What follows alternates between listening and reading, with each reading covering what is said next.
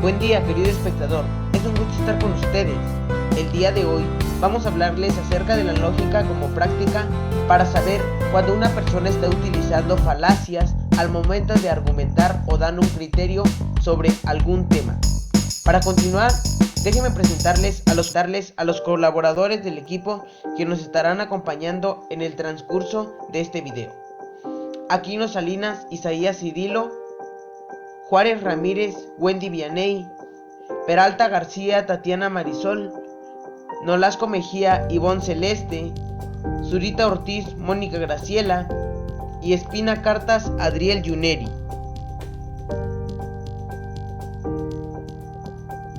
En este video les vamos a hablar de nuestro tema principal, que es la lógica, y algunos subtemas que se derivan de este. La lógica es la rama que estudia la filosofía, ciencia que se encarga de conocer y profundizar el conocimiento del mundo. Y los subtemas serán presentados en el transcurso de nuestro video, que serán explicados de manera clara y congruente.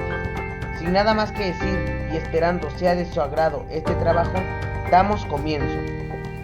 En esta lección podrás encontrar los diferentes tipos de argumentos y estructura, contextos de la argumentación, que es derivado de actos de habla verbales y no verbales, la estructura de los argumentos, que está constituida en problemas o preguntas, premisas o razones, conclusiones, entre otras. También podrás encontrar el modelo de Tomlin, fines y criterios de la argumentación, intenciones argumentativas, tipos de argumento, errores relacionados con el tipo de argumento, los argumentos como práctica crítica y autocrítica, los argumentos como práctica de valores, argumentos, discusión crítica y falacias, los argumentos como prácticas sometidas a reglas, los argumentos como prácticas contextualizadas y los subtemas que derivan de estos temas principales o de estas primeras lecciones. Actos de habla verbales y no verbales. Sabiendo el concepto de un argumento, debemos investigar cómo afecta los mensajes emitidos en una conversación entre unas personas y otras, por lo cual es necesario abordar la teoría de los actos de habla, lo cual abordaremos enseguida.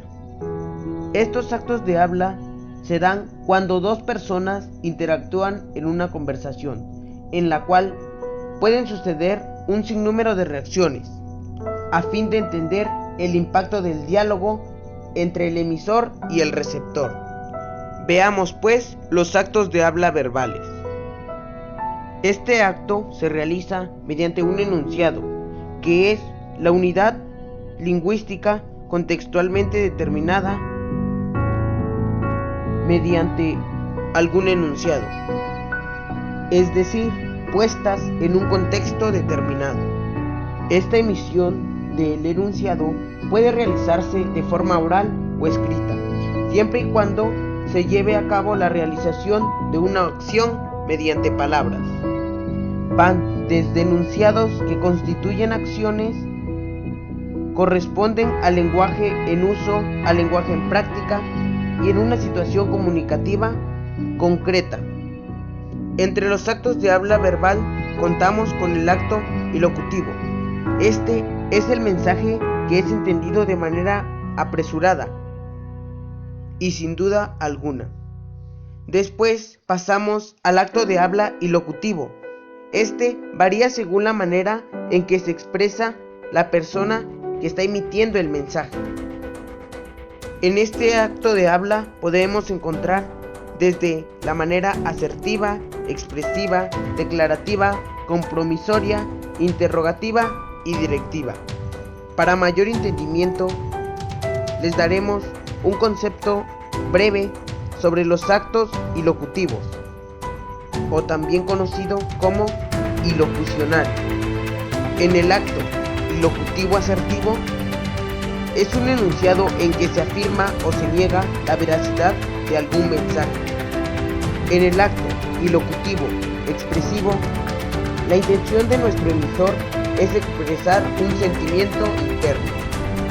En el acto ilocutivo declarativo es un cambio de estado, donde se declara el término o inicio de una situación. En este acto, el emisor debe contar con cierta autoridad para hacer esta declaración. En el acto ilocutivo compromisorio, el emisor garantiza, jura o promete alguna obligación que es asumida ante el receptor. De igual manera, en el acto ilocutivo interrogativo, el emisor formula una pregunta que busca información del interlocutor. Y para terminar con el acto ilocutivo directivo, el hablante pide, ordena o invita al oyente a que realice alguna acción. Así también, dentro de los actos de habla verbal, tenemos al perlocutivo o perlocucionario. Es el momento del acto de habla en el que el mensaje del emisor causa un efecto emocional en el receptor. El efecto puede ser diferente. Podría ser desde alegría, enojo, miedo o un cambio a la percepción del receptor sobre un tema específico. Los seres humanos, a diferencia de los animales, tenemos la capacidad de lenguaje y modos de comunicación. Estos son códigos compartidos para poder transmitir información. La necesidad de comunicarnos fortaleció la cooperación, la convivencia y las relaciones con otras personas. Para lograr esta comunicación, las sociedades buscaron maneras de convencerse unos a otros y así alcanzar acuerdos y tomar decisiones por el bien de la comunidad. Una herramienta efectiva de esta comunicación es la lógica, una rama de la filosofía que estudia el razonamiento humano y establece principios o fundamentos sobre los cuales se puede sostener un argumento. Pues digamos que la lógica es una ciencia con todas las cualidades que se le suelen asignar a este tipo superior de conocimiento: la exactitud, la solidez, la necesidad y la sistematización. Hablemos de la lógica formal. Esta estudia la sistematización de las leyes universales, es decir, reglas de cómo se piensa o se construye determinado lenguaje.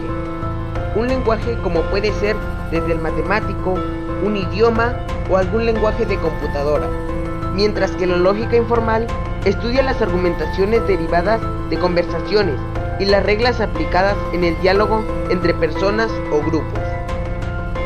Si hablamos también de la teoría de la argumentación, nos referimos al estudio interdisciplinario apoyado en las reglas lógicas, donde dos personas o más comuniquen sus ideas. Dichas ideas, que para la vida moderna es primordial que las personas lleguen a acuerdos y tomen decisiones. Para esto también, la argumentación es fundamental como un auxiliar en los avances de los diferentes ámbitos de la vida humana. Entonces, digamos que para argumentar hay que partir del concepto de algún argumento. Y si no sabes qué es un argumento, este es un grupo de razones o ideas, cada una de las cuales se sigue de las otras, consideradas como la base o fundamento para la verdad de este. Estos enunciados nos conducen a una idea diferente, llamada conclusión. Este nos lleva de conocimientos simples a superiores con un mayor grado de complejidad. Y para llegar a dicha conclusión, nuestro argumento debe tener coherencia, congruencia, consistencia, finalidad, sentido, premisas, y de esta manera llegaremos a lo más esperado, que es nuestra conclusión. Hablemos ahora de los actos de habla no verbales. Esta comunicación no verbal se ejerce mediante gestos, algún lenguaje corporal o postura, expresión facial y contacto visual. Esta comunicación ha recibido menor atención, ya que consiste en un modo de transmisión de información menos estructurado y de más difícil interpretación. Como ya les mencionaba antes, las maneras mediante las cuales se produce la comunicación no verbal, vamos ahora a ver un poquito más a fondo cada una de estas. Empecemos con el acto de habla no verbal gestual. Este se da mediante la cara. Más concretamente, los gestos realizados con esta. Transmitimos gran cantidad de información, en especial con los ojos y la boca, los cuales expresan sentimientos y actitudes del emisor, no dejando afuera la posibilidad de que estos mismos gestos nos puedan permitir detectar si una persona nos está mintiendo al momento de comunicarse con nosotros. Pasemos pues al acto de habla no verbal visual. Con este acto de habla nos referimos a las imágenes que cobran sentido a partir de los elementos visuales o verbales más relevantes que contienen. Se puede describir desde un principio como una suposición de que estas imágenes son argumentativas y poseen un sentido interno. Otra manera serían los diferentes signos de prohibiciones en la ciudad, los cuales son entendidos a través de la mirada y mandan reflejos hacia el cerebro para poder tener el entendimiento de esta comunicación. Estructura de los argumentos. Es necesario conocer la estructura de los argumentos para poder elaborar una estrategia comunicativa que nos permita lograr este propósito. Se divide en problema o pregunta, premisas o razones, concepto, juicio, conclusión, expresiones indicadoras. Problema-pregunta consiste en ser una parte de la idea que resolverá un problema o contestará una pregunta curiosa, levantará polémica, ya sea personal o general. Premisas o razones. Las premisas o razones son las partes iniciales de un argumento que se presentan en forma de enunciados, motivos o pruebas. Las premisas pueden ser juicios universales o particulares. Concepto. Es una representación mental que engloba las características esenciales del objeto y se presenta mediante un vocablo o palabra que refiere dicho objeto. Las propiedades del concepto son comprensión, que se refiere a las características esenciales del objeto o clase de objeto. Extensión, que se refiere al conjunto de individuos que se encuadran en un concepto relacionado o los que se le aplican las características. Juicio. Es el acto mental que une o divide las ideas por medio de una afirmación o negación. Puede ser juicio tipo A, universales positivos. Juicio tipo E, universales negativos. Juicio tipo I, particulares o singulares positivos. Juicio tipo O, particulares o singulares negativos. La conclusión.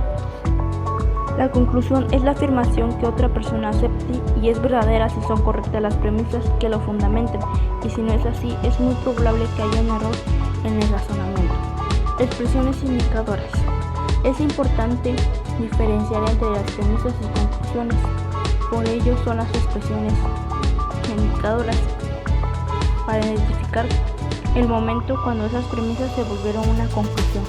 Modelo de Stolz se relaciona con la regla de un argumento, citación con pasos específicos que pueden ser precisados en cualquier tipo de disciplina u espacio.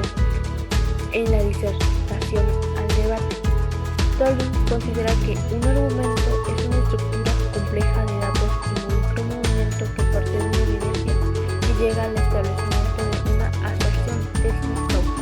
Las partes importantes del modelo son las siguientes: aserción, tesis o punto de vista por demostrar sobre un tema específico.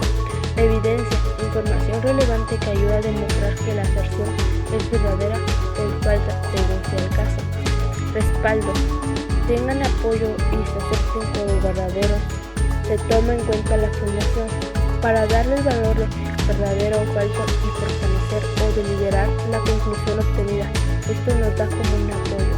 Garantía. La garantía de un argumento es aquella información que, como su nombre lo indica, garantiza la aceptación de las ideas presentadas ante un grupo de personas en un solo soporte, que permite darle mayor a la fuerza a la conclusión que se genera de las premisas establecidas. Modalizador. El modalizador especifica el grado de certeza, la fuerza de la aserción, los términos y las condiciones que lo limitan. Reserva. La reserva es al proyectar un trabajo o al reportarlo, el investigador debe anticiparse a objeciones que la audiencia lo puede formular. Debe prever las debilidades y transformarlas en asunto de su indagación, con lo cual crecería significativamente las posibilidades de desarrollo argumental de la causa. La reserva o refutación es la excepción de la aserción o conclusión presentada. En el modelo de Turing, los argumentos no se consideran universalmente verdaderos. Por ello, la reserva sirve como un elemento de cautela por si el argumento falla.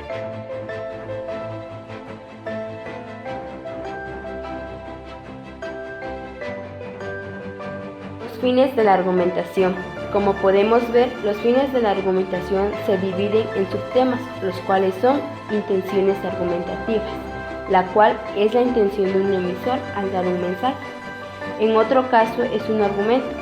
También existen intenciones clasificadas en los argumentos, las cuales son convencer, persuadir, investigar, cuestionar, polemizar, explicar, justificar, demostrar y deliberar. Tipos de argumentos. Como ya sabemos, un argumento es como un conjunto de pruebas, evidencias, motivos o razones que nos sirven de apoyo al poder respaldar algo, ya sea afirmado o negado, ya que un argumento está estructurado de ciertas características definidas dependiendo de su tipo de razonamiento, por un número de premisas y una conclusión final. Cada uno de los argumentos que les mencionaré cuenta con elementos necesarios. 1. El argumento deductivo es un argumento que cuenta con principales tipos de argumento, ya sea su estructura, cuenta con juicios y concluye una cuestión particular. Este argumento lo que busca es la sinceridad y la verdad. 2. El argumento inductivo. Este argumento es apoyado en 3 o más premisas para llegar a una conclusión esencial. Solo se ocupa para encontrar nuevas leyes, especies o alguna investigación científica. Argumento por analogía. La analogía es una relación de semejanzas entre dos o más personas, como por ejemplo en el teatro se hacen obras semejantes a la vida real. La analogía nos sirve como una comparación de lo cotidiano o algo diferente para comprenderlo. Es una de las mejores premisas. Un argumento por analogía se trata a partir de la semejanza entre dos o más objetos. Llegan a una conclusión de la similitud de otro o otros objetos. En algunos otros aspectos, sin pretender abarcar la totalidad. Es un poco relacionado con el argumento inductivo, por lo que los dos promueven comparaciones. 4. El argumento abductivo es un tipo que se basa en datos para presentar una hipótesis como conclusión a partir de hechos reales. Los pasos a seguir para un argumento abductivo son los siguientes: definir el tipo de hipótesis que debe ser aceptada, identificar lo que se pretende explicar. 3. Identificar cuál sería la única causa posible entre la hipótesis y lo que pretende explicarse. 4. Formular la relación entre esas dos cosas, hipótesis y explicación. A continuación les mencionaré algunos errores relacionados con los tipos de argumentos. Por lo regular, como sabemos que en cualquier momento puede existir una persona que nos puede engañar mediante un argumento. Los errores de tipo de argumentación serían generalización apresurada, generalización indiscriminada, petición de principio, pregunta compleja, irrelevancia, causa falsa, analogía falsa, negación de antecedente, afirmación de argumentación como práctica crítica y autocrítica. Para que esto funcione es necesario evaluar nuestra forma de ser y pensar. Para esto es esencial que la información proporcionada sea buena, de fuentes confiables y apegadas a las leyes científicas, o bien de buen contexto. 1. Datos. Una forma de respaldar los argumentos es incluir garantías que aportan fuerzas a la argumentación. En cualquier fuente de investigación son necesarios datos que apoyen a las premisas para así obtener algo congruente. Los datos se dividen en de respaldo y probabilísticos. Datos de respaldo. Estos son sacados de algún libro sagrado, investigaciones científicas o de autoridad científica, así también como las podemos encontrar en personas con alto rango de autoridad para hablar sobre estos temas, como pueden ser abogados, doctores, entre otras personas. Datos probabilísticos. Estos se utilizan con la probabilidad de que ocurra algún evento. En este caso se utilizan encontrando auxiliares o muestras para la conclusión. Los datos probabilísticos están sustentados en investigaciones previas, como estudios científicos de universidades, en encuestas realizadas por algún organismo o medio periodístico. 2. Argumento principal y subargumentos. Estos sustentan una teoría o tesis de cualquier tipo de investigación. En estas son necesarias numerosas razones para apoyar las ideas y tener mejores garantías. Argumentos principal. Nos referimos a un elemento principal como la idea base de donde se origina. Se presentan como verdadera o como la primera opción antes de elegir la conclusión. Subargumentos. Son los enunciados auxiliares de argumento principal, ya sea como razones, ventajas o desventajas, antes de llegar a una conclusión final. 3. Recursos argumentativos. Se utilizan en los contextos de tipo argumentativo para apoyar las tesis de un tema en particular. Se pueden aplicar de forma escrita o oral. En ellas podemos encontrar los ejemplos, los contraejemplos, las citas, las explicaciones, la presentación de la información y los lugares comunes. Los contraejemplos demuestran lo contrario de lo especificado. Predecir las generalizaciones que se hacen sobre un juicio determinado. Los ejemplos son las explicaciones de un tema o concepto con base cotidiano o relacionados con las personas a las que se trata de informar. Las citas se utilizan cuando se elabora una tesis o un escrito académico. Se deben citar fuentes donde se busquen más información. Explicaciones. Las explicaciones se refieren a declaraciones o exposiciones de cualquier material doctrinal o texto con palabras claras o ejemplos. Esto nos ayuda para que uno mismo comprenda mejor las cosas. Implicaturas conversacionales. Es un mensaje oculto dentro de un diálogo, donde se presenta información encubierta, es lo dicho a través de lo no dicho. El significado adicional que un receptor da a un mensaje. A diferencia de las presuposiciones, se sobreentiende que las implicaduras están relacionadas con lo que no se quiere expresar libremente o se pretende ocultar. Este se da a conocer mediante